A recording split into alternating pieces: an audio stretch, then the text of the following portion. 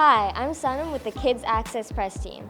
I'm excited to be at the New York International Children's Film Festival for the New York premiere of IMAX Presents The Last Glaciers.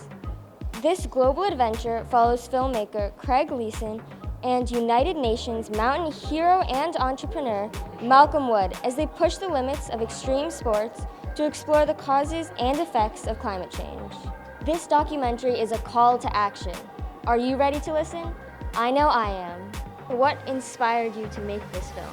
When we were making a documentary on extreme sports and we were in the mountains and there was no snow and it was the middle of winter and I wanted to find out why. And when I spoke to people who lived in the mountains and then to scientists, they told me that it was because of the climate crisis and that over decades less snow was coming to the mountains and the glaciers were retreating up the mountains, and I wanted to find out why.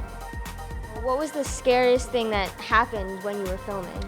The scariest thing for me actually was seeing the glaciers dying and realizing the impact that that would have. So when we climbed to the tops of these very big mountains and we looked down over the valleys and you could see the dying glaciers, and you realize that meant that people downstream weren't going to have any water for drinking or for growing crops or for making clothes and other manufacturing.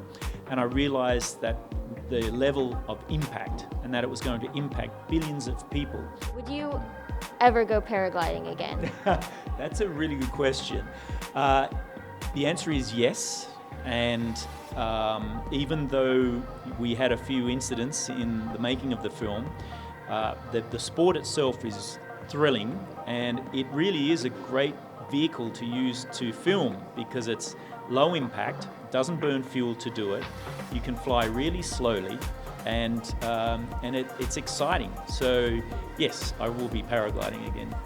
What advice do you have for kids to talk to the government about climate change? Well, the best thing kids can do is to keep making noise.